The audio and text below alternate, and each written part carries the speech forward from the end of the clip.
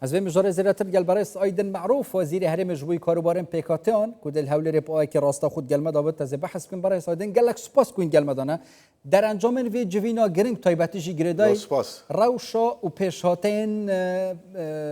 پیکنرین جدا جداین هرم کردستان اولی و نتوی چابی. ولی پیشکی زود سپاسی بارستان و سپاسی کانال بیشترش دکین. ولی امروز کوبنوچی گرین که انجام دراوه تایبت با روشی پیکات کان به تایبتی لگال نونرانی رخراو مدنی کان تایبت با پیکات کانی نتویو آینو آیزان کان ل فرمانگی رخراو کان نحکمی ده که کوبنو که انجام دراوه اما خویل خوی ده گرینگه و که همه هنجی و تنسیق بیتو بو زیاتر برای پیش بردنی دوسیه روشی پیکات کان امانه زور ضرور رو پیوسته لهمو که زیاترش حکومت ایرانی کردستان دعمی پیکات کانی کرد و دعمی بیس کردنی پشتوانی کردنی پیکاوجیانی نتوکان و ادیان کان کرد و اما خطواتش زور باش و ایجابی بود که اما لیستاد الهرمی کردستان وجودی پیکات کان خوی ده گرینگو و بجدار بنیان هي لا برلمان ولا لا بريار سياسي كان لا حكومتها امانه جرينجا و بيست زياتر بالبشتيان بين بو بتواندر لداتو دا وكو رخراوه مدنيه كان كما زور جرينجن كلا و كومالغادا تايبد با نتوكان وتايبد با عينو اني زانه كان دا كما هنجي هبيتو لقال فرمانجي رخراوكاني نا حكومي دا وكاما گرینگه که بو برای پیش بردنی ام رخراوانه که زیاتر پارپش بن لنتوکان و لپیکاتکانی خویانده که لروی سیاسی و لروی پرورده و لروی مافکانی مروبه که ما زیاتر بتوانه که زیاتر خدمتی کۆمەڵگای خۆیان و زیاتر خزمەتی نەتەوەی خۆیان بکاتن ئەمە زۆر پێویستە و لە هەموو کات زیاترش وجودی پێکاتەکان فاکتەرێکی باش بوونە بۆ پاڵپشتکردنی دموکراسیەت لە هەرێمی کوردستان و بۆ پاڵپشتکردنی مافەکانی مرۆڤ حکوومەتی هەرێمی کوردستانیش لە هەموو کات زیاترش کە پاڵپشتی بێزکردنی پێکاتەکان بووە و پاڵپشتی داواکاریەکانی پێکاتەکان بووە ئەمە زۆر گرنگ بوو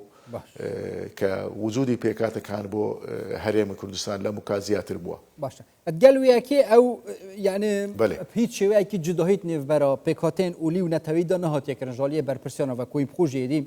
برپرسند و حکومت دوا که وزیر هرم بو کاروبارن پیکاتیان لی رخراون جواکا سویل چه بکن گل برپرسان جبوی هم پیشاندان ویونه جوان هم جی زیراتر پیش و برنا کلتور پیکواژیانا نفبرا پیکاتین اولی و نتویدا. يعني وتم كوجودي بيكاتا كان جرينجا ويعني هي جوازك نيل لنوان بيكاتا كان ونتوكان ده حكومة هرم كردستان لا مكازياتريش دعمي بيكاتي نتويو آينو آين زانه كان كردوا بو بيسكرني أم بيكوجياني الاستاذ لهرم كردستان هو وجودي ريخراوة مدنية كان وجرينجا لنا وكوم الجادا ولو استاذ كتايبت با نتوكانش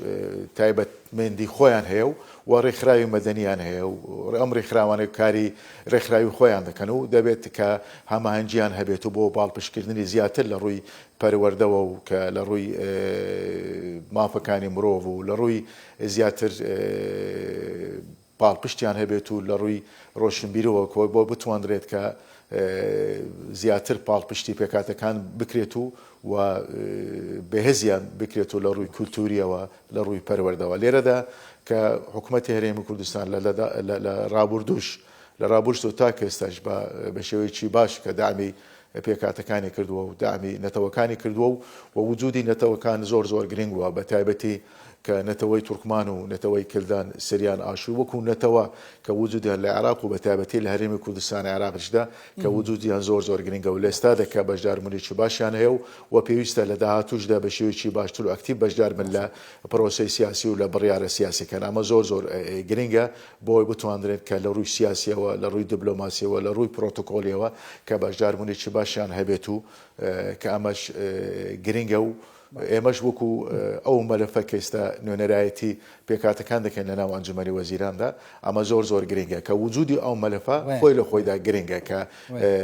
کە پاڵپشتەکە بۆ کاروباری پێکاتەکان پاڵپشتەکە بۆ مافەکانی پێکاتەکان لە